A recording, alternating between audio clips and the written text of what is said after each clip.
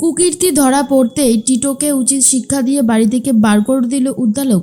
সম্পূর্ণ জানতে ভিডিওটিতে একটি লাইক করে প্রথম থেকেই দেখতে থাকো। গল্পের শুরুতেই দেখা যায় যে উদ্দালক বসুকে নিয়ে আর বাড়ির সবাইকে নিয়েই গোল টেবিল বৈঠকে বসে পড়েছে কোজাগরি, আর সবাইকে নিয়েই কথাটা বলবে বলে ঠিক করেছে। তখনই ঠাম্মি বলে, আচ্ছা বৌমা, তুমি যখন বুড়োর সাথেই কথা বলতে চাও তাহলে ঘরে গিয়েই তো বলতে পারো, আমাদের সামনে এরকমভাবে বলার কি আছে। তখনই কোজাগরি বলে, আচ্ছা মা, আপনি হয়তো ভুলে গেছেন যে আপনার ছেলের সাথে আমি আর এক ঘরে থাকি না। আমাদের পার্সোনাল বলে আর কোনো ব্যাপার নেই, যা হবে সামনাসামনিই হবে, আর এই কথাগুলো সবার সামনেই বলাটা উচিত বলে আমার মনে হয়েছে। তখনই কাকু বলে, আমার ভাইজিটার ওপর যে তোমাদের এত কিসের রাগ বুঝতে পারি না। কি করেছে ও? সেই কোন ছোটবেলায় বিয়ে হয়েছে, তবে থেকে সংসারের সমস্ত দায়িত্ব পালন করে চলেছে, আর তোমরা ওকে ভুল বুঝছো, ওর সাথে এত খারাপ কিছু করছো। ঠাম্মি বলে, আপনার ভাইজির সাথে কি করা হয়েছে? আপনি যে তখন থেকে এতগুলো কথা বলছেন, এই কথাটার উত্তর দিন তো। কি করা হয়েছে আপনার ভাইজির সাথে? কিছুই তো করা হয়নি, শুধু শুধু আপনি এই রিয়াক্টগুলো করছেন, এর কোনো মানে হয় না, জানেন তো। আর তখনই কাকু বলে, কি করেছে আর কি করেননি সেটা এখনই জানতে পারবেন, দাঁড়ান। হ্যাঁ রে কোজাগরি, তুই তাড়াতাড়ি করে বলবি নাকি আমি বলে দেবো কোনটা? কোজাগরি বলে, কাকু তুমি খুব ভালো মতন জানো এই সংসারে তোমার কথায় কিছুই যায় আসে না, এখানে আমাকেই কথাগুলো বলতে হবে, আর আমি যদি এখন কথাগুলো বলতে না পারি তাহলে আর কখনই বা বলবো, তাই না? তাই যা হবে আমাদের সামনেই হবে, আমি এক্ষুনি কথাগুলো বলবো, বলাটা উচিত বলেই আমার মনে হয়েছে। এর মধ্যেই কোজাগরি বলে, যেটা হচ্ছে সেটা একদমই ভালো হচ্ছে না। আমার হোটেলের ওপর অনেকের নজর পড়েছে।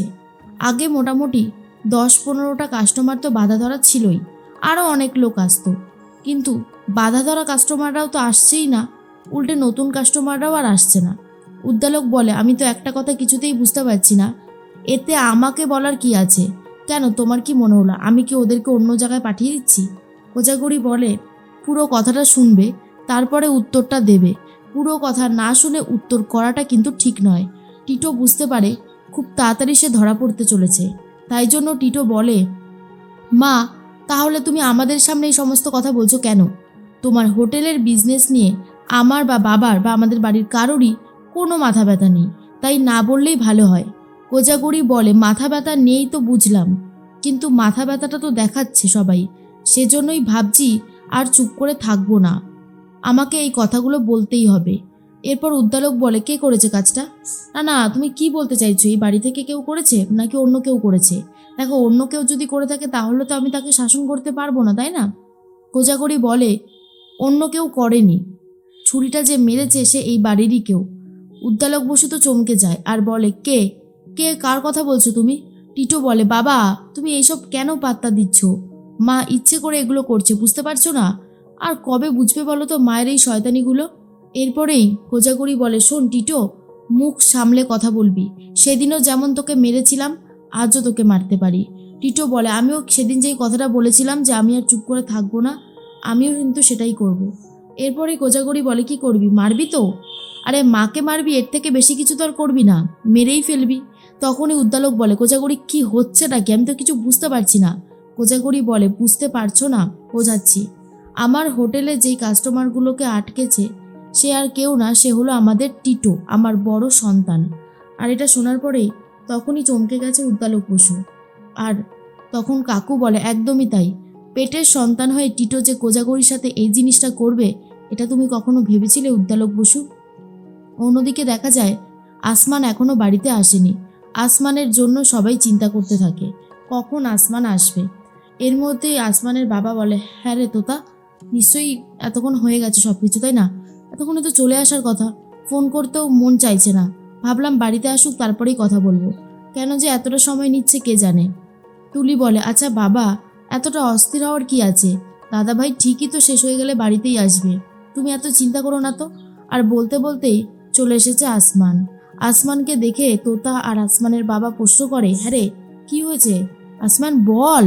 আসমান তখন বলে, তোতা, এই মিষ্টিগুলো সবাইকে দিয়ে দাও তো। তোতা বলে, মিষ্টি এনেছো, তার মানে হয়ে গেছে তাই না কাজটা?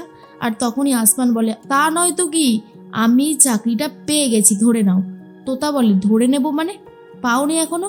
আসমান বলে সমস্ত কিছুই হয়ে গেছে, এখন দেখো যতক্ষণ না জয়নিং লেটারটা বাড়িতে আসছে ততক্ষণ তো আর মানে অনিশ্চিত তুমি বলতে পারো, কিন্তু ওরা আমাকে সিওরিটি দিয়েছে যে কাজটা হয়ে যাবে। তোতা বলে বাহ, এর থেকে তো ভালো আর কিছু হতেই পারে না, এসো এসো সবাই মিলে মিষ্টি মুখ করি। এর মধ্যেই আসমানের মা তখন বলে আমি এই মিষ্টি খাবো না। তখনই আসমান বুঝতে পারে সর্বনাশ করেছে রে, মিষ্টির প্যাকেটটা মাকে দেয়নি বলে মা হয়তো রাগ করেছে। তোতা বলে কেন মা, ক্ষীর কদম এনেছে দেখো, আমরা সবাই মিলে খাই। কিন্তু মা তখন খেতে চায় না আর বলে আমি কেন খাবো, আমি খাবো না।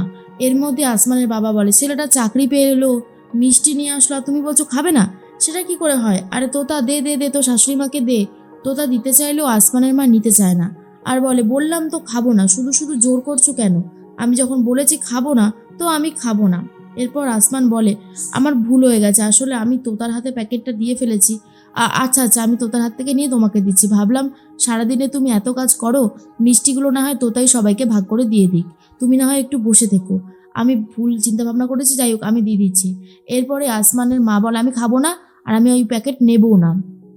তখন আসমান বলে ঠিক আছে, তুমি খাবে না বলছো তো, খাবে না, তাহলে আমরা কেউই খাবো না, মিষ্টির প্যাকেটটা ফেলে দাও।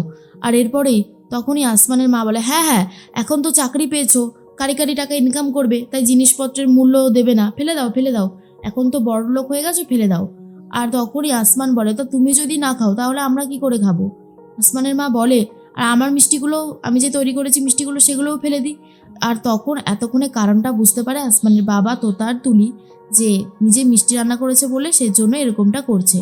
তোতা বলে আরে তুমি মিষ্টি তৈরি করেছো, ওর জন্যই ঘিয়ের গন্ধ বেরোচ্ছিল, যাও যাও যাও সেগুলো নিয়ে এসো, আর এগুলো থাকবে, এগুলো ফ্রিজে রেখে দাও তুলি, আমরা আজকে মায়ের হাতে বানানো মিষ্টি খাবো। তখন মা বলে আমি বানিয়েছি গোকুল পিঠে, সবাইকে দেব। আর গোকুল পিঠের কথা শুনে তখনই আসমান বলে আমিও তো খাইনি অনেকদিন, দাও দাও নিয়ে এসো। আর এটা শুনে আসমানের মা ভীষণই খুশি হয়ে যায়। অন্যদিকে দেখা যায় উদ্দালক বসু বলে টিটো টিটো করেছে এই সমস্ত কিছু, কি বলছো কোজাগরি, তোমার কাছে প্রমাণ আছে? কোজাগরি বলে আমি তো প্রমাণ ছাড়া কথা বলছি না উদ্দালক বসু, আমি যা বলছি তা একদম সত্যি কথাই বলেছি। কিন্তু টিটো অস্বীকার করতে থাকে। কোজাগরি এটাও বলে যে প্রত্যেক কাস্টমারকে আটকাতে পারলে 50 টাকা করে দেবে বলেছিল, তাই সেই লোকটা খুব আগ্রহ সহকারে সমস্ত কাস্টমারদেরকে আটকে দিয়েছে। এবার তুমি বলো যে আমি তাহলে কি করে চলবো, আর আমার সাথে কেন এত বড় ষড়যন্ত্র করলো টিটো? আর তখন টিটো অস্বীকার করতে থাকে। টিনটিন বলে মা, দাদাভাই কেন নিজের গাটের টাকা খরচা করে এই জিনিসটা করতে যাবে?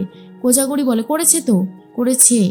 আর উদ্দালক বলে ও যদি সত্যি এমনটা করে থাকে তাহলে ও উচিত শিক্ষা পাবে।